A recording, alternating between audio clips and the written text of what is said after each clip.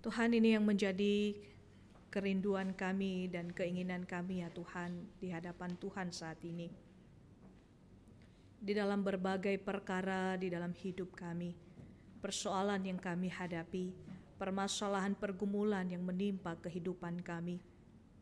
Biarlah kami tetap memiliki hati yang tetap percaya kepada Tuhan, bahwa di dalam segala perkara itu Tuhan tidak pernah meninggalkan kami. Tuhan selalu ada bersama dengan kami, menopang kehidupan kami dan menuntun kehidupan kami.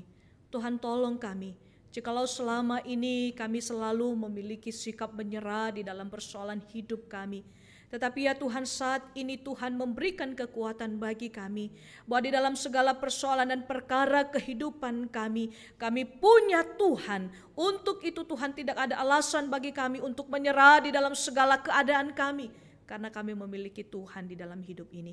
Tuhan, biarlah Engkau yang selalu memberikan kekuatan di dalam hidup kami, terlebih di dalam kebenaran firman-Mu yang sebentar kami baca dan kami renungkan bersama.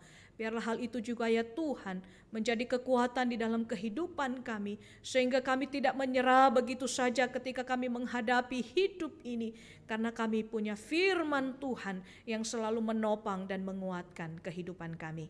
Kami serahkan dalam tangan pimpinan-Mu ya Tuhan, untuk hamba-Mu yang menyampaikan dan seluruh jemaat-Mu yang mendengar. Biarlah firman Tuhan ini menjadi kemuliaan bagi nama Tuhan dan menjadi sukacita dan meneguhkan iman setiap kami. Terima kasih Tuhan, kami bersyukur di dalam nama Tuhan kami Yesus kami berdoa. Amin. Silakan duduk Bapak Ibu.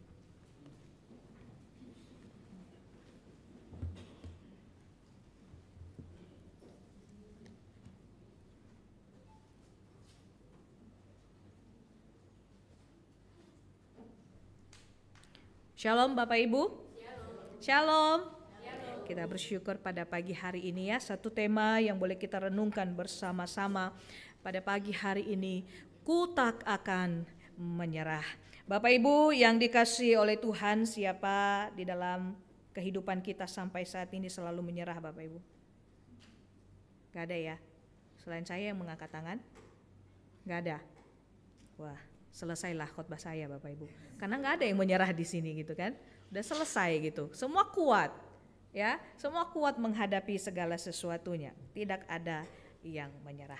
Nah Bapak Ibu yang dikasihi oleh Tuhan, apa sih yang menyebabkan kita, oke lah mari kita merenungkan sejenak. Mungkin kita lagi punya beban, masalah, pergumulan, doa yang sudah lama kita doakan tapi tidak kunjung dijawab oleh Tuhan. Rasanya kayaknya ya sudahlah ya, saya tidak mau pikirkan, saya tidak mau lagi mendoakannya, dan saya akan mengambil sikap yang terjadi biarlah terjadi. Misalnya kenapa ya manusia pada akhirnya menyatakan dan menyampaikan hal itu? Satu, tadi lama dijawab ya kan? Selain itu apa Bapak Ibu?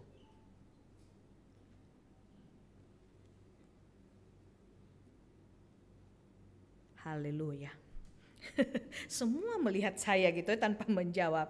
Biasanya kenapa? Pada akhirnya orang mengambil satu keputusan, ya sudahlah yang terjadi biarlah terjadi. Saya tidak mau tahu dan saya tidak mau pikirkan lagi, bahkan saya nggak mau doakan lagi. Capek. Ya kan? Merasa capek. Apalagi selain daripada capek?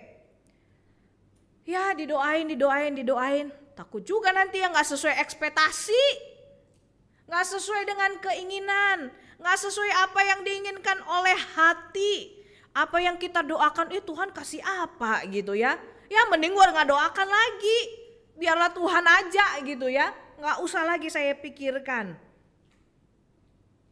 Apalagi karena ke depan melihat gak ada yang pasti. Gak ada yang pasti di dalam kehidupan ini, di dalam dunia ini. Akhirnya mengambil sikap, ya sudahlah, yang terjadi, terjadilah. Apalagi di dalam kehidupan saat ini, takut gagal. Siapa yang takut gagal di sini Bapak Ibu? Memulai sesuatu hal yang baru di dalam yang tidak pasti ini? Ada? Puji Tuhan tidak ada Bapak Ibu, tapi di luar sana ada begitu banyak orang yang takut gagal. Memulai sesuatu hal yang baru takut gagal. Udah sampai di pertengahan jalan gak berjalan dengan baik sesuai dengan yang diinginkan, akhirnya semua gagal. Ada juga loh yang pada akhirnya menyerah karena gak mau prosesnya. Sakit prosesnya, berat prosesnya. Kayaknya berjuang terus menerus, kayaknya gak nyampe-nyampe deh, gak sanggup deh. Kekuatan sudah habis, harta sudah habis, pikiran sudah habis, perhatian sudah habis. Maunya hasil akhirnya saja. Prosesnya, ayah lama sekali. Prosesnya, aduh kok berat banget. Prosesnya, kok sakit amat prosesnya. Akhirnya memilih untuk menyerah. Ada di antara kita seperti yang saya katakan tadi? Ada? Puji Tuhan tidak ada ya di antara kita di sini. Terpujilah Tuhan kita jemaat-jemaat yang hadir hari ini. Tidak ada yang ada di dalam situasi seperti yang saya katakan tadi. Nah Bapak Ibu yang dikasihi oleh Tuhan, ada begitu banyak orang di luar sana. Pada akhirnya di titik tertentu di dalam hidup mereka, mereka mengambil sikap untuk menyerah di dalam ketidakpastian hidup ini, di dalam kegagalan, di dalam segala sesuatu yang diharapkan tidak sesuai keinginan, di dalam segala sesuatu proses yang dihadapi begitu menyakitkan, begitu menyita perhatian, begitu menghabiskan energi, begitu menghabiskan materi dan lain sebagainya. Pada akhirnya mengambil keputusan, sudah, yang terjadi biarlah terjadi. Nah Bapak Ibu yang terkasih di dalam Tuhan, tentu kita tahu bayi sebelum bisa berjalan prosesnya bagaimana Bapak Ibu? Bapak Ibu sudah punya bayi dulu ya? Pernah ya? Saya masih belum Bapak Ibu. Tapi saya punya ponakan gitu ya, dari kecil gitu ya dijaga. Bayi ketika ketika dia bisa berjalan sampai pada akhirnya ia belajar berjalan, prosesnya panjang nggak Bapak Ibu? Panjang ya? Seminggu? 2 minggu? Sebulan? Gimana Bapak Ibu? Lebih ya, kata Pak Aliang setahun katanya ya. Itu proses yang tidak instan kan? Ada survei membuktikan Bapak Ibu di dalam buku Dare to Fail, di dalam buku Billy Lim, ia mengatakan begini. Menurut sebuah survei dibutuhkan rata-rata 240 kali ya, 240 kali bayi itu jatuh ketika ia belajar jalan. Banyak gak kira-kira 240 kali Bapak Ibu? Banyak ya, bukannya 10 kali loh, 240 kali ia jatuh bangun baru anak itu bisa jalan. Pernah hitung gak Bapak Ibu? Enggak ya. Pernah hitung Pak Aliang? Enggak pernah ya, enggak tahu berapa kali jatuh gitu ya, berapa kali lagi bangun lagi enggak tahu deh. Tapi survei membuktikan ada 240 kali anak itu jatuh bangun hingga pada akhirnya ia bisa jalan. Nah ketika kita memperhatikan pertumbuhan bayi Bapak Ibu, oke lah ya, anggap aja kita sudah menghitung seperti yang dihitung oleh Billy Lim. Ketika ia sampai di titik 100 kali ia sudah jatuh bangun. Kira-kira ya anak itu ya, dia bilang sudahlah ya aku menyerah saja, gak mau jalan lagi, kayaknya susah untuk jalan ini. Ada gak ya pikiran bayi begitu? Kita percaya bahwa pikiran bayi masih belum sejauh itu Bapak Ibu ya. Kalau dia bilang, aduh kok papa mama saya gak bantuin saya sih bisa jalan gitu ya, pasti juga pikirannya gak sampai di sejauh sana Bapak Ibu ya. Tetapi kalau seandainya Bapak Ibu ya, kalau seandainya seorang bayi di dalam survei Billy Lim ini mengatakan tidak jatuh sebanyak 240 kali atau bisa lebih Bapak Ibu, dia memilih untuk menyerah ketika udah sampai 200 kali gitu ya, udah sampai 210 kali gitu ya. Ada kemungkinan katanya, ada kemungkinan besar anak itu tidak akan bisa berjalan seumur hidupnya. Itu di dalam survei, Bapak Ibu. Bapak Ibu yang terkasih di dalam Tuhan, pasti kita tahu pemikiran bayi tidak pernah berkata, kok jatuh mulu gitu kan ya. Kalau kita melihat bayi ketika ia jatuh bangun lagi. Semangat untuk bangun lagi. Dia semangat lagi. Ketika ia jatuh nangis, semangat lagi untuk bangun dan berjalan lagi. Berjalan lagi, belajar jalan lagi. Pegang kursi, pegang dinding dan lain sebagainya. Jatuh lagi, nangis lagi, bangun lagi, berjalan lagi. Begitu kan? Kira-kira bayi ya? Bapak Ibu yang dikasih oleh Tuhan, dia tidak pernah punya pikiran, sudahlah sakit jatuh, nangis mulu saya, akhirnya saya gak mau berjalan. Tidak Bapak Ibu.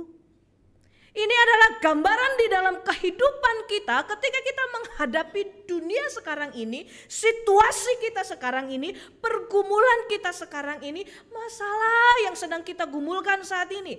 Bahkan di dalam tema kita September ini semakin teguh di dalam ketidakpastian. Dunia saat ini mana ada sih yang pasti Bapak Ibu? Tidak ada kan yang pasti? Emang ada yang tahu hari esok terjadi apa? Tidak ada. Tetapi kita belajar dari seorang bayi ketika ia jatuh, nangis, jatuh, bangun lagi, jatuh lagi, belajar lagi, semangat lagi. Bahkan ketika ditepukin, ayo hore bisa jalan, dia tertawa. Ini gambaran kehidupan kita Bapak Ibu seharusnya. Memang kalau berkata, oh hidup yang sudah pasti itu, sudah tercukupi, gampang kan untuk berjuang? Gampang kan? Gampang karena kenapa? Sudah ada, sudah tercukupi, semua baik, semua fine-fine saja kehidupan ini. Tetapi coba di dalam kondisi, wah lagi bergumul saat ini, berdoa kalau bisa sampai tangan saya di kaki jubah Tuhan Yesus atau kakinya Tuhan Yesus pun saya akan raih deh. Gak gampang untuk berjuang Bapak Ibu. Proses yang begitu panjang, menyakitkan, menyita perhatian, tenaga, pikiran, materi dan lain sebagainya. Bahkan hal-hal yang tidak pasti untuk kedepannya seperti apa hidup ini. Gak gampang Bapak Ibu. Tetapi Bapak Ibu yang dikasihi oleh Tuhan, mari kita belajar dari satu tokoh di dalam perjanjian baru. Mari kita buka di dalam Injil Markus pasalnya yang ke-10 ayatnya yang ke-46 sampai ayatnya yang ke-52.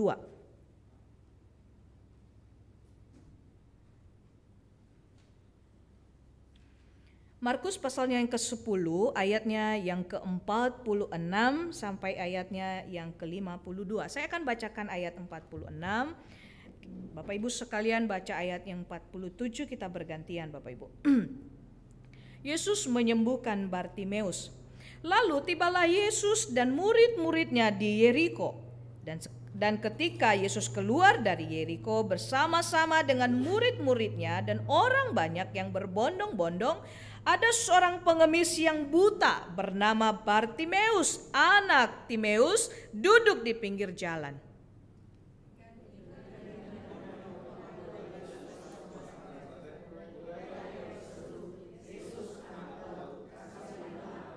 Banyak orang menegurnya supaya ia diam.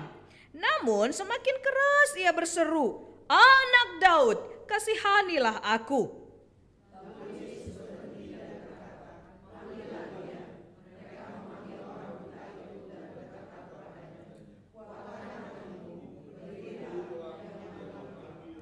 Lalu ia menanggalkan jubahnya.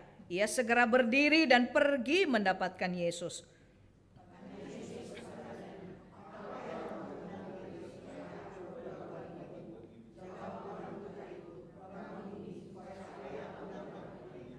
Lalu kata Yesus kepadanya, "Pergilah, imanmu telah menyelamatkan engkau."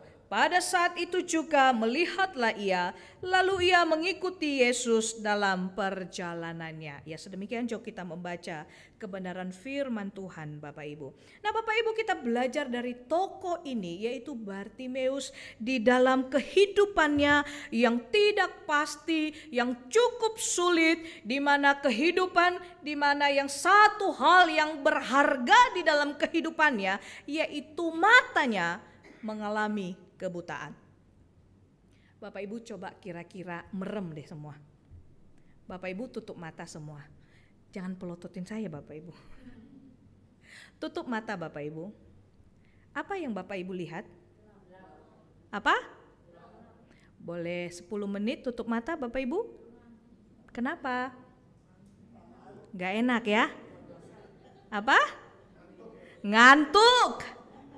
Gak enak. Udah ditutup mata terus, contoh udah deh abis ini saya ngorok gitu ya. Apalagi gak nyaman kan? Coba bayangkan Bapak Ibu, kita 10 menit saja tutup mata, kita merasa gak nyaman ya. Akhirnya kita ngantuk, apalagi ada AC adem gitu ya. Gak nyaman gitu ya, gelap. Coba bayangkan Bartimeus yang buta. Tidak sehari Bapak Ibu, tidak 2 hari, tidak 3 hari. Oke, saya mau minta tolong Pak Aliang, ya. Boleh Pak Aliang? Saya minta tolong Pak Aliang.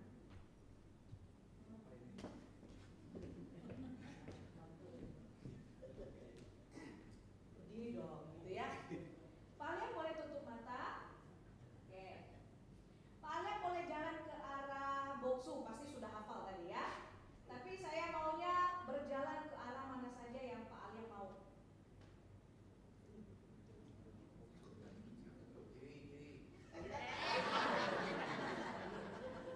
Loh, kok bisa buka mata gitu ya? Sudah. Gampang nggak kira-kira Pak Aliang? Susah. Kenapa? Nggak bisa lihat, susah ya. Terima kasih Pak Aliang.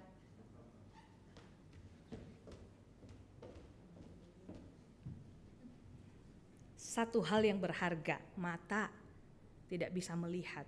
Pak Aliang sudah mencontohkan bagi kita Bapak Ibu, susah, gelap. Bahkan dia tadi nabrak kursi kan. Padahal itu jarak yang dekat loh. Jarak dekat. Tadi bahkan udah hafal di mana boksu ada. Udah hafal posisinya. Tapi untuk mencapai di sana ke tempat boksu, dia mengalami kendala. Dia nabrak kursi. Kenapa? Penglihatannya cukup berharga. Kenapa? Gak nyaman, gelap, gak tahu mau kemana. Maunya ke sana, tapi mau ke sana itu gimana caranya? Gelap. Bartimeus kehilangan yang berharga di dalam hidupnya Bapak Ibu. Bukan sehari, bukan setahun. Bertahun-tahun di dalam kehidupannya. Berharga. Kira-kira Bapak Ibu ya, ketika bertahun-tahun mengalami yang namanya kebutaan, gimana ya hidupnya? Alkitab mencatat Bartimeus menjadi pengemis di pinggir jalan. Bagaimana ia bisa bekerja? Bagaimana ia mencukupi kehidupannya, kebutuhannya? Ia tidak bisa melakukan apa-apa. Karena kenapa? Matanya yang buta. Seperti apa hari esok Bartimeus? Gak ada yang tahu Bapak Ibu. Bahkan dia pun, dia hanya berharap belas kasihan orang yang bertemu dengan dia, yang mengulurkan tangan buat dia.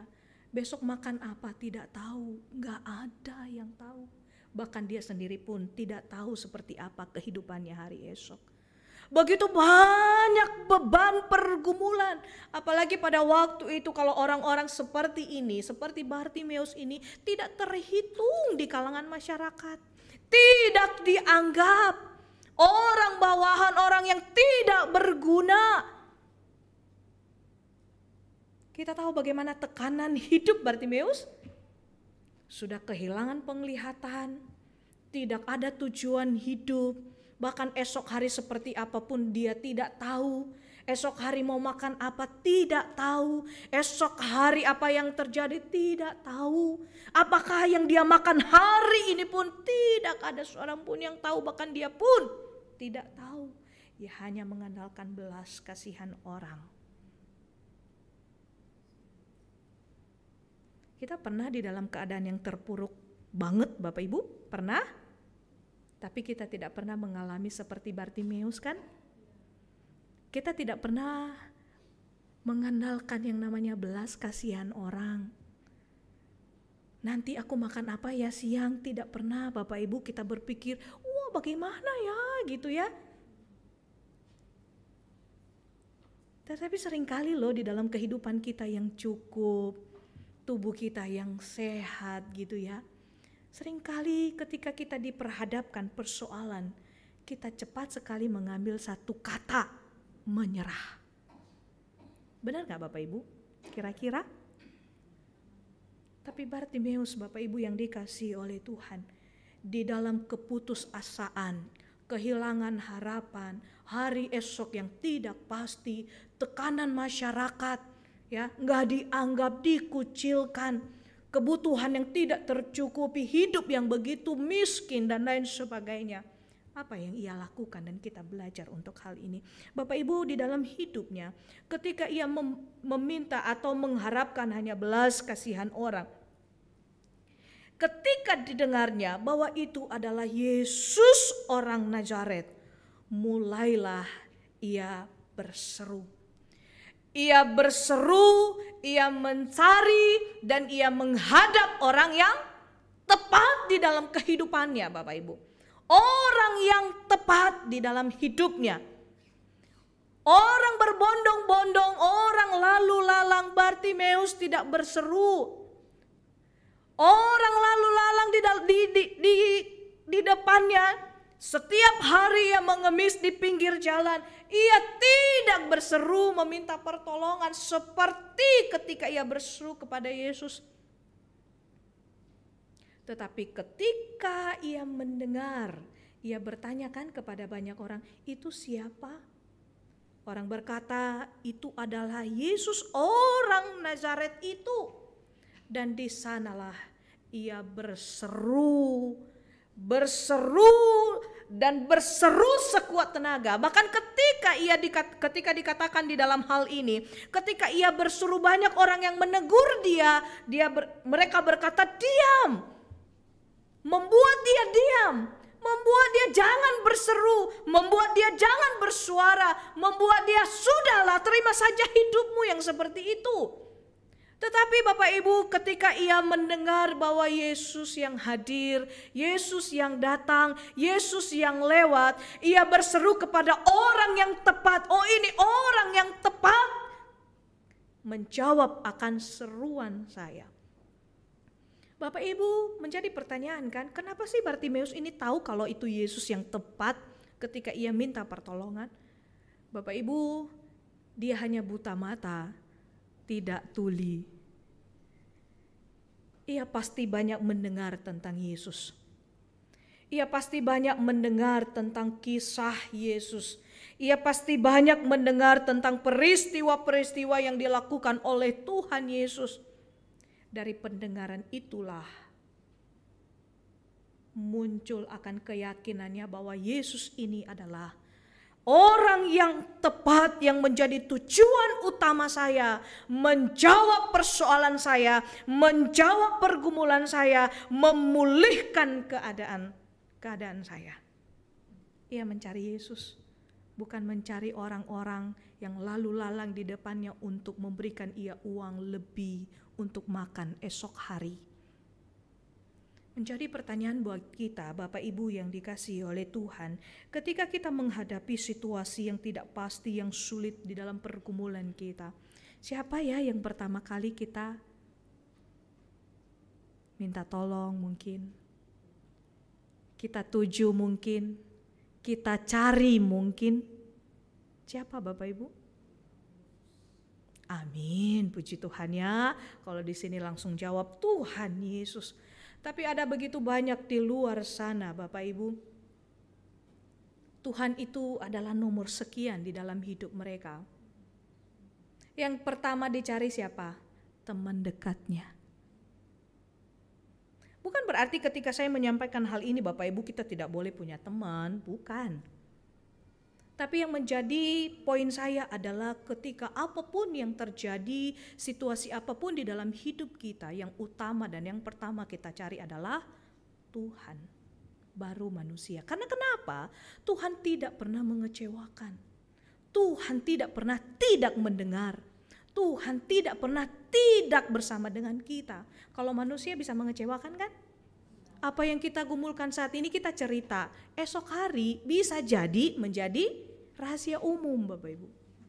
Makanya manusia dapat mengecewakan. Dan yang kedua, manusia itu tidak selalu bisa menjawab persoalan kita. Karena dia juga manusia sama seperti kita yang punya kelemahan, punya keterbatasan, punya pergumulan juga yang sama. Jadi yang pertama dan yang utama adalah carilah Tuhan menjadi orang yang tepat di dalam hidup kita ketika menghadapi yang namanya persoalan hidup. Yang kedua, Bapak Ibu yang dikasihi oleh Tuhan, kita belajar dari Bartimeus ini. Ketika ia berseru, ditegur, dia tidak mau tahu gitu ya. Dia semakin berseru kepada Tuhan. Dan apa yang terjadi Bapak Ibu? Ketika Yesus mendengar ia berseru, Yesus anak Daud, kasihanilah aku. Apa yang dia katakan? Apa yang terjadi Bapak Ibu? Di ayat yang ke-50, ini salah satu yang menarik buat saya Bapak Ibu. Di ayat yang ke-50 dikatakan, lalu ketika Tuhan Yesus menyuruh orang atau murid-muridnya, panggillah dia. Ya, ketika ia dipanggil, Bartimeus itu dipanggil dan orang berkata kepadanya, kuatkanlah hatimu, berdirilah, ia memanggil engkau. Apa yang dia lakukan? Ayat 50 ia katakan, lalu ia menanggalkan jubahnya, ia segera berdiri dan pergi mendapatkan Yesus. Apa yang menarik di sini Bapak Ibu? Ia menanggalkan jubahnya. Di zaman itu Bapak Ibu, jubah itu penting sekali. Selain daripada Bartimeus orang yang biasa, yang hidup di pinggir jalan, yang tidur dimanapun sempatnya, jubah itu sangat penting bagi mereka Bapak Ibu, sangat berharga sekali. Selain daripada melindungi tubuh mereka supaya tetap hangat, itu juga suatu kehormatan bagi mereka.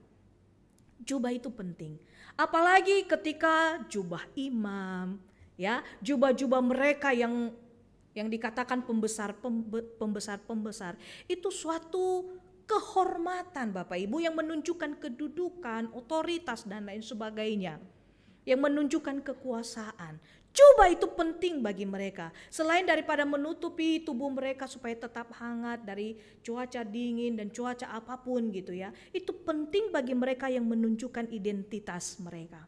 Tetapi yang berharga ini bagi seorang Bartimeus ia tanggalkan ketika Tuhan Yesus memanggil dia. Banyak orang yang menafsirkan seperti begini, Bartimeus itu menanggalkan apa yang sudah lama, kehidupannya yang lama, ya, kehidupan yang begitu berharga buat dia, hal yang berharga di dalam kehidupannya, hal yang membuat dia selama ini aman, terlindungi dan lain sebagainya. Tetapi ia tanggalkan hanya untuk ketemu Tuhan. Jadi artinya Bapak Ibu, kalau kita menarik di dalam kehidupan kita akan hal ini, di dalam pergumulan hidup kita, di dalam hal yang kita hadapi ini, yang tidak pasti dan lain sebagainya, hal-hal yang mengikat kita itu, misalnya ketakutan, kekhawatiran, ya, kecemasan, pikiran yang berlebihan yang mengganggu, yang hingga akhirnya mengganggu kita dan lain sebagainya, itu harus kita tinggalkan ketika kita datang ke Tuhan. Biarlah itu urusan Tuhan, itu bukan urusan kita. Yang menurut kita berharga di dalam kehidupan kita, tinggalkan untuk bertemu Tuhan. Kadang-kadang ya kalau kita berdoa sama Tuhan gitu ya. Tuhan tolong kuatkan saya hari ini, berkati saya hari ini. Tuhan berkati saya, berikan jalan keluar di dalam pergumulan saya. Ya, saya sudah tidak kuat Tuhan untuk menghadapi persoalan hidup ini. Tuhan berikan saya iman yang teguh gitu ya. Tuhan berikan saya pikiran yang bijak, hati yang memiliki hati yang taat kepada Tuhan. Tuhan ngomong loh, minggu depan ke gereja loh ya. Jam sekian. Mau kemana kita pilihnya? Ke tempat lain yang lebih menarik. Tuhan bilang begini, oke, anakku, minggu depan kamu melayani. Pilihnya di mana? Udahlah minggu depan lagi melayani, kan minggu depan belum habis, minggu depan ada lagi gitu ya. Terus Tuhan bilang lagi, hai engkau anakku, semua apa yang ada di dalam hatimu itu tinggalkan. Kecemasan, ketakutan, ada saya yang akan menjawab, ada saya yang selalu bersama. Tetapi apa yang terjadi dalam hidup kita Bapak Ibu? Benar gak ya? Benar gak ya Tuhan jawab? Benar gak ya Tuhan bertindak? Benar gak ya? Kok lama sih? Kok lama sih Tuhan bertindak? Kok kayaknya Tuhan gak denger deh? Benar gak sih Tuhan? Padahal kita tadi doanya apa? Tuhan tolong, ya, semua pergumulan saya serahkan. Tuhan kuatkan, berikan saya hati yang taat. Ketika Tuhan ngomong, serahkanlah kekhawatiranmu, kecemasanmu, karena aku adalah Allah yang akan bertindak. Apa yang terjadi? Benar gak ya? Ya kan? Sering kali di dalam kehidupan kita seperti itu Bapak Ibu. Sehingga hal itu terus mengikat kita, membelenggu kehidupan kita, sehingga kita susah untuk menyerahkan segala sesuatunya kepada Tuhan. Tetapi Bartimeus yang berharga yang ia miliki, jubahnya yang melindungi ia selama ini dari hawa dingin, cuaca dan lain sebagainya yang berharga baginya, itu yang tinggalkan dan tanggalkan hanya untuk bertemu Tuhan. Tapi di sini tidak dicatat Bapak Ibu, apa setelah dia sembuh dia ambil lagi enggak ya jubahnya? Enggak ada di dalam kitab. Alkitab tidak mencatat Bapak Ibu. Ia tinggalkan itu semua hanya untuk bertemu dengan Tuhan. Dan yang ketiga Bapak Ibu yang dikasihi oleh Tuhan, ketika ia datang kepada Tuhan, ini hal yang luar biasa ketika kita punya Tuhan Bapak Ibu. Tuhan itu tidak diam dan Tuhan itu tidak mendiamkan. Ketika Bartimeus berseru, orang menghentikan dia, menyuruh dia diam. Ia berseru lagi kepada Tuhan. Di sini kita melihat Tuhan seperti apa yang kita miliki. Tuhan yang tidak diam dan Tuhan yang tidak mendiamkan. Apa yang terjadi? Tuhan berkata, panggillah dia. Dan Tuhan berkata kepadanya lagi, apa yang kau kehendaki? Aku perbuat bagimu. Di dalam hal ini Bapak Ibu, kita memiliki Tuhan yang tidak pernah diam di dalam segala kondisi kita. Tuhan yang kita miliki bukan Tuhan yang selalu mendiamkan kita. Terserah lu deh bergumul apa enggak, terserah lu mau hidup apa enggak, terserah kamu mau dalam pergumulanmu berat bisa lewatin atau enggak. Tidak Bapak Ibu. Tuhan yang kita miliki adalah Tuhan yang tidak pernah diam dan mendiamkan kita. Tetapi Tuhan yang kita miliki adalah Tuhan yang selalu menyenengkan telinganya mendengar setiap kita, mendengar setiap keluh kesah kita, mendengar setiap seruan hati kita. Tinggal kitanya aja mau berseru gak sama Tuhan atau tidak. Mau sungguh-sungguh berseru sama Tuhan gak atau tidak. Bapak Ibu yang dikasihi oleh Tuhan, itu yang Tuhan lakukan di dalam kehidupan Bartimeus. Tuhan tidak tinggal diam. Tuhan tidak mendiamkan Bartimeus. Mungkin saja bisa karena alasan orang banyak berbondong-bondong, tidak ada kesempatan. Tuhan capek di dalam pelayanannya. Siapalah Bartimeus gitulah ya. Tidak Bapak Ibu. Tetapi Tuhan menjawab dia dan berkata, apa yang harus aku perbuat atau yang kau kehendaki supaya aku perbuat bagimu. Bapak Ibu yang dikasihi oleh Tuhan, mungkin selama ini kita bergumul bertahun-tahun dan kita berkata, kok Tuhan tidak jawab? Sabarlah, karena Tuhan tidak pernah diam dan mendiamkan kita. Tuhan akan selalu menjawab kita. Bukan sesuai dengan keinginan kita, tapi Bapak Ibu, tetapi sesuai dengan rencana Tuhan dan waktunya Tuhan. Dia adalah Tuhan yang selalu mendengar. Dia adalah Tuhan yang siap mendengar keluh kesah kita. Seperti angin ribut diredakan, Tuhan tidak diam tidur di buritan begitu saja. Tetapi ia menghardik angin itu dan berkata, diam, tenanglah. Seperti itu gejolak hidup kita Bapak Ibu. Gejolak berkecamuk di dalam hidup kita. Tetapi Tuhan berkata, aku ada. Tenang dan diamlah. Dan yang terakhir Bapak Ibu, iman orang yang pantang menyerah, yang tidak pernah menyerah, yang tidak mudah menyerah, Tuhan perhitungkan. Ini yang dialami oleh Bartimeus Bapak Ibu. Berseru kepada Tuhan, disuruh diam, gak mau tahu. Banyak orang, pastilah ya, banyak orang pada waktu itu dia berseru seperti apa kita tidak tahu. Tidak menyerah. Yesus anak Daud. Satu keyakinan. Ia berseru kepada Tuhan. Tetapi di sini iman orang yang tidak mudah menyerah, pantang menyerah, Tuhan perhitungkan. Dan apa yang dialami oleh Bartimeus? Ia menjadi pulih dan bisa melihat kembali. Bapak Ibu yang dikasihi oleh Tuhan, mari kita melihat satu gambar ini. Mungkin Bapak Ibu kenal. Silakan Pak Anwar.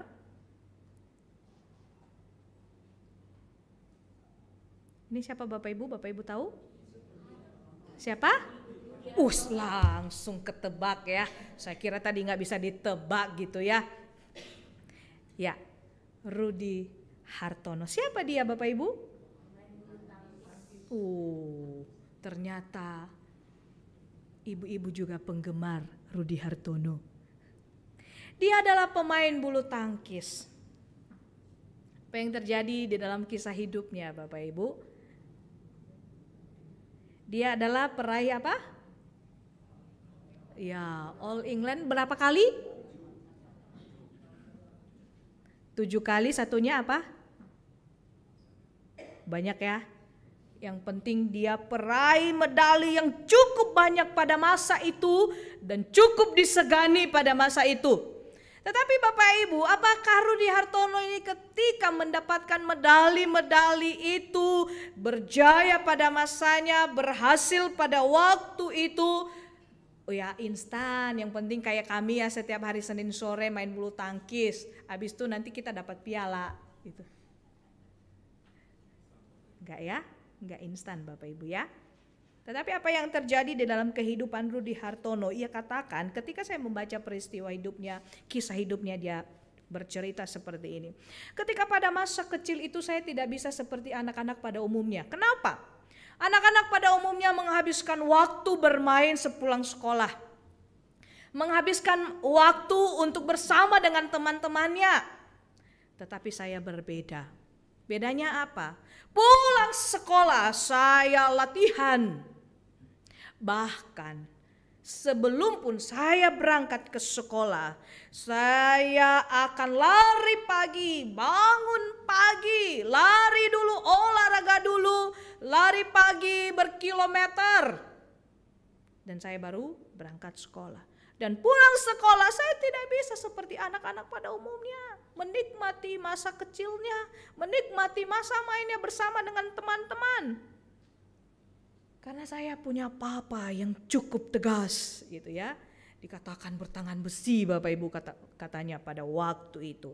Artinya bapaknya ini cukup disiplin sekali dan cukup tegas sekali di dalam kehidupan Rudi Hartono supaya Rudi Hartono ini menjadi pemain bulu tangkis yang handal. Bapak Ibu yang dikasih oleh Tuhan, hasilnya Bapak Ibu pada usia 15 tahun, kerja kerasnya yang dimulai pada usia yang cukup dini, disiplin yang diterapkan di usia yang dini sampai usianya pada 15 tahun, dikatakan itulah buah yang cukup memuaskan.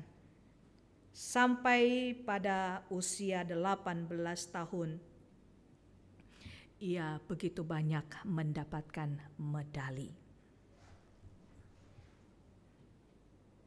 Gak gampang ya? Siapa di sini yang rutin jalan kaki pagi? Ada banyak ya di antara ibu-ibu. Saya kalah. Bapak Ibu yang dikasihi oleh Tuhan untuk bangun pagi, 6:30 ibu-ibu ada yang jalan gitu ya. Konsisten untuk jalan pagi, gak gampang Bapak Ibu. Mungkin saya coba 1-2 kali, habis itu saya mundur pelan-pelan gitu ya. Apalagi Rudi Hartono mendapatkan medali All England berapa kali di masa jayanya, bukan sesuatu hal yang instan. Tetapi dikatakan usaha itu tidak mengkhianati kan? Usahanya berbuah sesuai dengan keinginan ayahnya dan keinginan hatinya. Dan baru ia katakan, aku bersyukur ketika aku punya papa yang demikian. Wah, ketika awal-awal, aduh papa, aku gak bisa menikmati masa kecilku dengan baik. Tetapi pada akhirnya ia berkata, aku bersyukur kerja keras dan disiplin yang diajarkan oleh papa kepada saya membuahkan hasil yang cukup baik. Proses yang cukup panjang, bukan hanya 1-2 tahun Bapak Ibu ya, puluhan tahun. Hingga sampai pada titik ia berturut-turut memenangkan medali itu. Bapak Ibu yang dikasihi oleh Tuhan, proses yang cukup panjang itu menghasilkan hasil yang cukup baik bukan? Ada hasilnya bukan? Tidak pantang menyerah bukan? Tidak mudah menyerah bukan? Tidak menyalahkan papanya, mungkin pada awalnya dia greget sama papanya, tapi pada akhirnya ia berkata, aku bersyukur kerja keras dan disiplin papa. Tidak mudah. Ada hasil yang akan dituai pada akhirnya. Demikian di dalam hidup kita Bapak Ibu. Dalam kehidupan Bartimeus ada hasil yang dituai.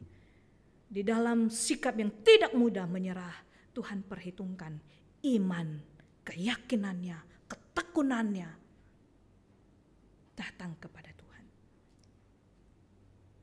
Seperti perempuan pendarahan 12 tahun bukan? Apa yang terjadi? 12 tahun lamanya ia bergumul, dikucilkan, tidak diperhitungkan, tekanan sosial. Tapi apa yang terjadi? Kegigihannya, imannya membuahkan hasil. Tuhan tidak pernah tutup mata untuk melihat itu. Tuhan tidak pernah tutup telinga untuk mendengar hal itu. Ia menjawab satu persatu. Ia memulihkan satu persatu. Dan saya percaya ia akan menjawab dan memulihkan kita yang hadir hari ini satu persatu di dalam waktunya Tuhan. Amin Bapak Ibu. Saya bersyukur hari ini Usinda menyanyikan lagu Ku Tak Akan Menyerah. Ini menunjukkan Bapak Ibu, iman yang kita miliki Bapak Ibu bukanlah iman yang tidak berkualitas, tetapi iman yang berkualitas. Milikilah iman itu, yang berkualitas itu. Sehingga di dalam hidup ini tidak ada yang namanya mudah untuk menyerah di dalam keadaan hidup. Mari Bapak Ibu, kita tundukkan kepala, kita berdoa.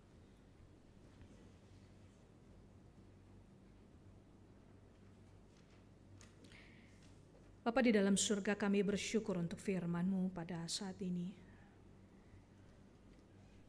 Mungkin selama ini kami mudah menyerah di dalam hidup ini ya Tuhan. Tapi mari Tuhan tolong kami boleh melihat Tuhan seperti apa yang kami miliki di dalam hidup ini.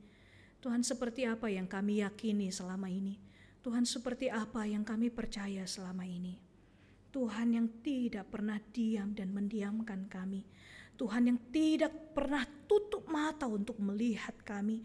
Tuhan yang tidak pernah tutup telinga untuk mendengar setiap kami. Ya Tuhan, berikan kami hati dan iman yang boleh tetap berpegang teguh hanya kepada Tuhan. Sehingga apapun yang menimpa kehidupan kami, yang utama kami cari Tuhan di dalam hidup ini. Tuhan tolong setiap kami boleh belajar daripada kehidupan Bartimeus. Tidak mudah menyerah di dalam hidupnya, tetapi fokus dan tujuan utamanya adalah bertemu dengan Tuhan, sehingga Tuhan menjawab setiap persoalan dan memulihkan akan keadaannya. Kami percaya ya Tuhan, di dalam berbagai situasi dan kondisi kami saat ini, kami percaya bahwa tangan Tuhan tidak pernah terlepas di dalam hidup kami. Tangan Tuhan selalu menopang kami, tangan Tuhan selalu menguatkan kami, bahkan Tuhan selalu menyertai dalam kehidupan kami. Kami bersyukur melalui kebenaran firman-Mu hari ini. Dan biarlah Tuhan sendirilah yang boleh terus bekerja dan berkarya. Dan Roh Kudus-Mu sendirilah yang boleh terus mengajarkan kami dan mengingatkan kami akan firman ini. Bersyukur ya Tuhan, hanya di dalam nama Tuhan kami Yesus kami berdoa dan kami bersyukur. Amin.